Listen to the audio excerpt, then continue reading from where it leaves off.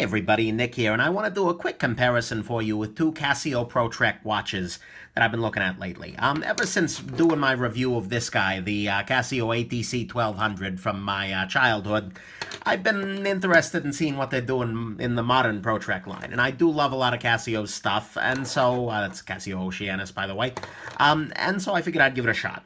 The very first watch that I tried is this guy here, and that is the Casio PRW-3500.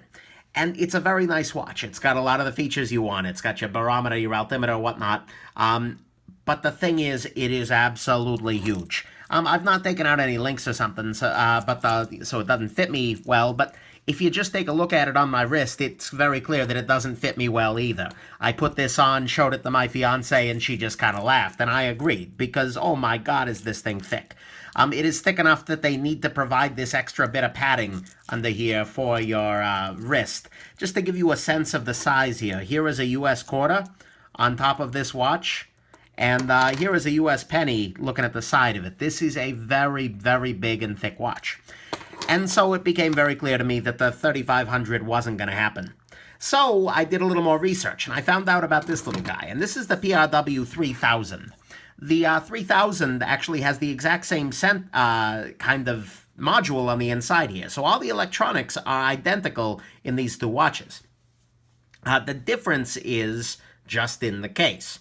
And so this guy, I believe, is going to be a keeper, and I'm going to do a full review on it. But I did want to do that quick size comparison and talk a little bit about a couple of very small differences between these two watches. On your big guy here, you actually do have a rotating bezel because both of these watches contain a compass.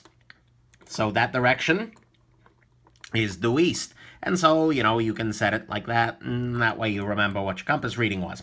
That's mildly handy, but not incredible. And I believe the bezel is some sort of a metal, maybe an aluminum, something like that. But either way, that's there.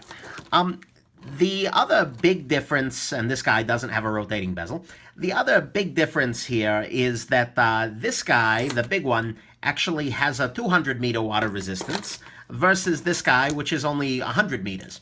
The thing is, 100 meters is just fine for pretty much anybody who's not actually diving. So, that's not a major difference whatsoever.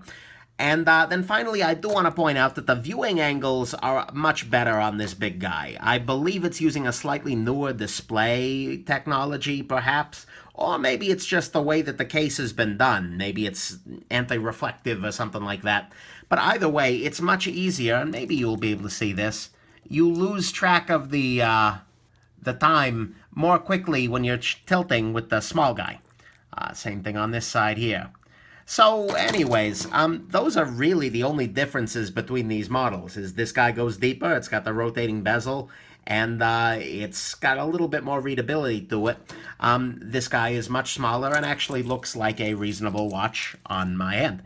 So, like I said, stick around for, well, not stick around, but wait a little while so I can get a full review of the PRW3000 here. This guy's going back home.